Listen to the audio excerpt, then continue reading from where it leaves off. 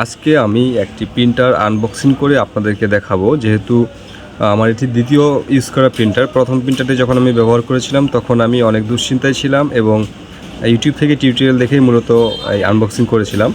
সেটি ছিল এসপির। এবং এখন আমি যেটি ব্যবহার করব সেটি হচ্ছে আপনার L130, মানে ইপসনের L130 মডেল। এই প্রিন্টারটি পরিপূর্ণ শুরু থেকে শেষ পর্যন্ত ইনস্টল করে আপনাদেরকে আমি দেখিয়ে দেবো। আপনারা আমার সাথেই থাকুন এবং এই প্রিন্টারের আনবক্সটি আপনারা ভালোভাবে দেখলে আশা করি আপনারা নিজেরাই সব কিছু করতে পারবেন একটি প্রিন্টার কিনলে। আমি যেহেতু স্টুডিও দোকানের সাথে জড়িত আছি, স্টেশনারি এবং স্টুডিও প্রতিষ্ঠানটি আমার রয়েছে, এখানে আমি দ্বিতীয় আরেকটি প্রিন্টার ক্রয় করলাম, যেটি দিয়ে আপনার মক প্রিন্ট, থালা, গেঞ্জি সহ বিভিন্ন কিছু প্রিন্ট করা যায়।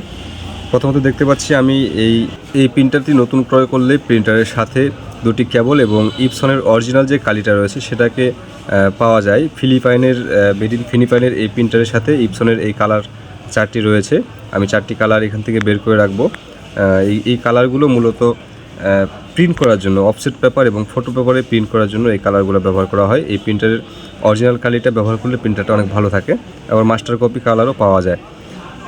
আমি এই প্রিন্টারটি পলিথিন থেকে বের করে নেব। সুন্দরভাবে প্যাকেট করা ছিল এবং প্রিন্টারটি শুরু থেকে শেষ পর্যন্ত উপর থেকে নিচে সব জায়গায় কস্টেপ, এই নীল কালারের কস্টেপগুলো ছিল, যাতে করে প্রিন্টারটি ঝাঁকি খেলে নড়ে না যায় এবং এই প্রিন্টারটি থেকে যেন কোনো পার্টস ক্ষতিগ্রস্ত না হয়। আমি এগুলোকে প্রথমত খুলে ফেলবো।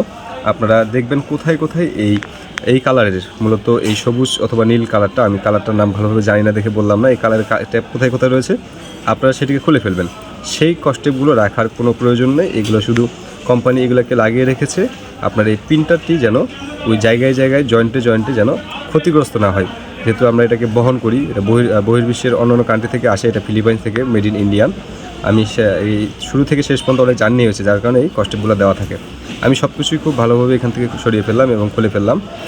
আপনারা একটু খেয়াল করে দেখবেন, এই ইপসন প্রিন্টারটি কিন্তু খুবই ছোট্ট এবং খুবই সিম্পল। এই প্রিন্টারটি ব্যবহার করতে হলে আপনাকে খুব বেশি কিছু জানার প্রয়োজন হয় না। প্রথম নিয়েই আপনি খুব সুন্দরভাবে ব্যবহার করতে পারবেন। আমি প্রিন্টারটি দেখেই বুঝতে পেরেছি। এই যে হেডটা রয়েছে, প্রিন্ট হেড, এটার মাঝখানেও একটি কস্টেপ রয়েছিল। এই কস্টেপটি আমি খুলে ফেলেছি দুর্ভাগ্যবশত। আপনারা দেখতে পান না, ওখানে একটা কস্টেপ থাকে, সেটা খুলে ফেলবেন। খুলে ফেলার পরে এভাবে বক্সটিকে সাইডে বের করে নেবেন। বক্স থেকে সাইড বের করার পরে দেখবেন এখানে 4টা কালারের নাম দেওয়া রয়েছে এবং ওখানে ঢাকনা রয়েছে। ঢাকনাগুলো আমি খুলে ফেলবো।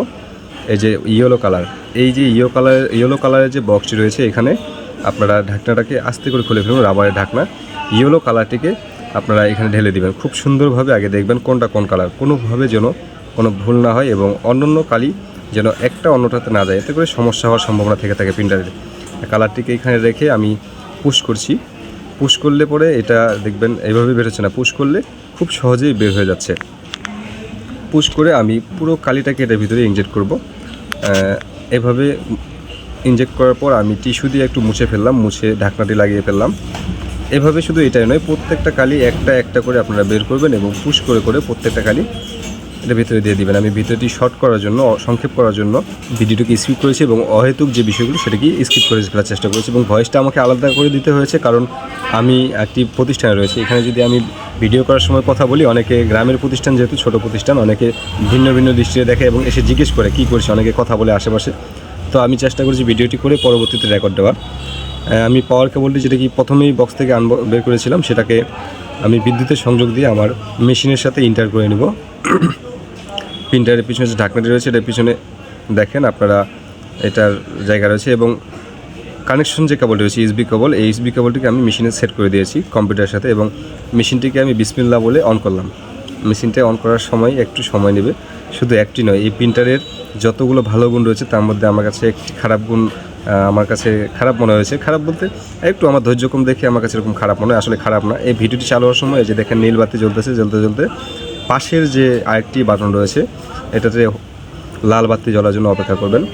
লাল বাতি যখন একবার জ্বলে উঠবে, এই যে লাল বাতি এবং নীল বাতি দুটোই নিভবে জ্বলে রয়েছে। এবং আমি এখন কী করবো, এই যে লাল বাতি যেটি রয়েছে সেটিতে 3 থেকে 5 সেকেন্ড প্রেস করে রাখবো। প্রেস করে রাখলেই দেখা যাচ্ছে আমার প্রিন্টারটি একবার লাল বাতি, একবার নীল বাতি, একবার লাল বাতি, একবার নীল বাতি, এভাবে জ্বলছে।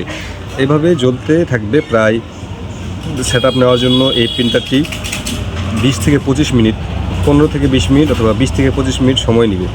চেষ্টা করবেন এমন সময় কানেকশন চালু করা যাতে লোডশেডিংয়ের সমস্যা না হয়। লোডশেডিং হলে তেমন একটা সমস্যা হয় না, পুনরায় আবার সেখান থেকে চালু হয়ে যায়, তবে লোডশেডিংয়ের আওতায় না পড়লেই ভালো।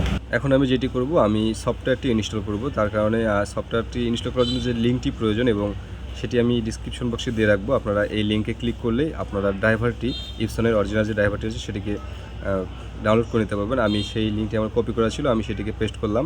একটি ওয়েবসাইট এসেছে ইপসনের, এখানে প্রবেশ করার পর ইপসন ড্রাইভার নামে একটি বক্স রয়েছে, এখানে আমি ইপসন 130 সার্চ দিলাম। সার্চ দিলে যে দুটি লিঙ্ক এসেছে, এখানে ডাউনলোড করার কথা বলা হয়েছে 30 MB যেটি 64 বিট, এটিকে আমি ডাউনলোড করব। আমার এখানে আমি ডাউনলোড দিয়ে রেখেছি, ডাউনলোড হচ্ছে। ডাউনলোড হয়ে গেলে আমি এবার ফাইল এক্সপ্লোরে চলে যাব। এখানে ডাউনলোডে গেলাম। ডাউনলোডে যাওয়ার পরে যে আমার ইপসন L130 এটি রয়েছে, এটাকে আমি রান অ্যাজ এ অ্যাডমিনিস্ট্রেটর করব, রান দিব। রান দিলে এখানে ইয়েস অপশন আসবে, ইয়েস অপশনে আমি ক্লিক করব। আপনারা এভাবেই করবেন। এখানে দেখেন ইয়েস অপশনে দেওয়ার সাথে সাথে সেটআপ চলে আসছে, এত স্পিড, এত ফাস্ট, মাশাআল্লাহ। এর আগে প্রিন্টারটা সেটআপ করতে আমার সময় লেগেছিলো, এটিতে তেমন বেশি একটা সময় লাগেনি। এখানে দেখেন এবার প্রিন্টারের নাম চাচ্ছে, ইপসনের যে সিরিজগুলো আছে সবগুলো এসেছে। আমি L130 এখানে ওকে করে দেবো। ল্যাঙ্গুয়েজ সিলেক্ট করবো ইংলিশ, ওকে। এবার এখানে যে কন্ডিশনগুলো দেওয়া আছে এখানে এগ্রি করতে হবে। এগ্রি না করলে আপনি মূলত এই সফটওয়্যারটা ব্যবহার করতে পারবেন না, এগ্রি করতে হবে। তাদের কন্ডিশন যেগুলো রয়েছে এগুলো মানতেই হবে। আর এই কন্ডিশনগুলো সবই পড়ার প্রয়োজন হয় না অনেক সময়, আপনি চাইলে পড়তে পারেন। এগ্রি করে ফেলবেন, একটু সময় নেবে। এরপর আপনার প্রিন্টারটি দেখেন ম্যানুয়ালি সেটআপে চলে আসছে। আপনার প্রিন্টারকে কম্পিউটারের সাথে কানেক্ট করার জন্য বলা হচ্ছে। এবার যে ইউএসবি পোর্টটি প্রিন্টারের সাথে লাগানো রয়েছে, ট্রান্সফরমেশন যে ইউএসবি পোর্টটি ডাটা যেটার মধ্যে ট্রান্সফার হবে সেটাকে আমি এখানে দিয়ে দিলাম, কম্পিউটারের সাথে অ্যাড করে নেবেন। এরপর এখানে আপনি কোন পোর্টটি ব্যবহার করছেন সেই পোর্টটি এখানে সিলেক্ট করার কথা বলা হয়েছে। এটা আপনি পোর্ট দেখে ওকে করে ফেলবেন। ওকে করার পরক্ষণে অল্প একটু সময় নেবে। অল্প একটু সময় নেওয়ার পরে আপনাকে অপেক্ষা করতে হবে। অপেক্ষা করার পরে আপনাকে দেখাবে যে প্রিন্টারটি আপনার সেটআপ কমপ্লিট হয়ে গেছে। ওকে, এখানে আর কোনো কাজ নেই, এবার প্রিন্ট দেওয়ার পালা। চলুন আপনাকে আমি দেখিয়ে দিই কীভাবে প্রিন্ট করতে হবে। আমি সরাসরি ফটোশপে চলে যাব। ফটোশপে গিয়ে আমি আমার স্টুডিওর যে একটি লোগো রয়েছে এটাকে এখানে আমি সিলেক্ট করলাম, একটি A4 সাইজে সিলেক্ট করলাম। দেখেন আমি এটাকে নিচে দিয়েছি কারণ উপরে একটু ফাঁকা রেখেছি। যে কাগজটিতে আমি প্রিন্ট করব আমার কাগজের উপরে কিছু ছবি রয়েছে, যার কারণে আমি উপরে জায়গাটা ফাঁকা রেখে দিলাম। আমি আমার প্রিন্ট বক্সে গিয়ে আমার প্রিন্টারটি সিলেক্ট করলাম, নতুন যে প্রিন্টারটি রয়েছে। যেহেতু এটা আমি ফটো পেপার দিয়েছি সেক্ষেত্রে আমি এখানে যে সেটিংগুলো রয়েছে ফটো পেপার সিলেক্ট করে নেব। এবার কোন কোয়ালিটি প্রিন্ট হবে আমি স্ট্যান্ডার্ড কোয়ালিটি দিয়ে দিলাম, ওকে করে দিব। ওকে করা হয়ে গেলে বাস আমার এখানে নর্মাল প্রিন্টিং রয়েছে, হার্ড প্রিন্টিং করলাম যেহেতু এটি ফটো পেপারে হার্ড প্রিন্টিংয়ের প্রয়োজন হয়। বাস আমার আর কোনো কাজ নেই এখানে। আমি যে উপরে ফাঁকা জায়গাটা রেখেছি আবারও বলছি, এটা ফাঁকা রাখার কারণ হচ্ছে এই যে আমার কাগজটি রয়েছে, এখানে আমার কিছু ছবি রয়েছে, তাই ওই জায়গাটি বাদ দিয়ে আমি নিজের জায়গাটিতে প্রিন্ট করার চেষ্টা করব। এই যে প্রিন্ট বাটনে আমি কমান্ড দিয়ে দিলাম। এবার সেই কাঙ্ক্ষিতক্ষণ দেখবেন আপনার প্রিন্টারটি কত সহজেই সেট আপ হয়ে যাবে এবং প্রিন্ট শুরু হয়ে যাবে। এই প্রিন্টারটি প্রিন্ট দেওয়ার পরে আপনি দেখতে পারবেন প্রিন্ট কীভাবে হচ্ছে, কতটুকু কেমনে কালি দিচ্ছে। আপনি চাইলেই ঢাকনাটি খুলে দেখতে পারবেন, ভিতরটা পরিষ্কার করতে পারবেন। এখানে দেখেন কত ফাস্ট আমার যে প্রিন্টটা আমি দিয়েছি, আমার একটি লোগো আমার দোকানের, দেখেন কত ফাস্ট, কত সুন্দরভাবে প্রিন্ট হয়ে যাচ্ছে। আপনারা টেনশন করার কোনো কিছু নেই। আপনারা যদি ভালো করে বুঝতে না পারেন প্রিন্টার সেট আপ দেওয়ার ক্ষেত্রে, তাহলে আপনারা আপনাদের আশেপাশে যারা দক্ষজন রয়েছে তাদের কাছ থেকে জেনে নেবেন এবং চেষ্টা করবেন আমার এই ভিডিওটি না কেটে পুরোটাই দেখার জন্য। যদি দেখতে পারেন তাহলে ইনশাল্লাহ আপনাদের আর কারোর কাছে জিজ্ঞেস করার প্রয়োজন হবে না, কেননা এই ভিডিওটি আপনি দেখার পরে শুরু থেকে শেষ A to Z আমি সব কিছু দেখানোর চেষ্টা করেছি আমি। এবং শুধু তাই নয়, আমি আমার প্রিন্টারটি এভাবে চালুও করেছি। দেখেন প্রিন্ট কোয়ালিটি মাশাআল্লাহ ভালো আছে, আমার আগে প্রিন্টারের সাথে অনেক উত্তম আছে। যেহেতু আমি কোনো পার্সোনাল ব্লগার অথবা ইউটিউবার নই, আমি শুধু আপনাদেরকে একটা ধারণা দেওয়ার জন্য এই ভিডিওটা তৈরি করেছি। কারণ আমি যখন প্রথমে কাজগুলো করেছি তখন আমার প্রচুর টিউটোরিয়াল দেখার প্রয়োজন হয়েছে। এই প্রিন্টারটা ব্যবহার করার ক্ষেত্রেও আমাকে টিউটোরিয়াল দেখতে হয়েছে। তাই আমি ভাবলাম A to Z প্রত্যেকটা বিষয় যদি একটা ভিডিওতে তুলে ধরি তাহলে হয়তো অনেকে উপকার হতে পারে। যদি আপনারা উপকৃত হন তাহলে অবশ্যই একটি লাইক দেবেন এবং আমাকে কমেন্ট করে জানাবেন ভিডিওটি কেমন হয়েছে। অবশ্যই আপনারা আমার এই চ্যানেলটি সাবস্ক্রাইব করে রাখবেন। পরবর্তীতে কোনো বিষয় নিয়ে জানতে চাইলে কমেন্ট করে জানাবেন, আমি চেষ্টা করব সেই বিষয়টি আপনার সামনে তুলে ধরার। আল্লাহ হাফেজ।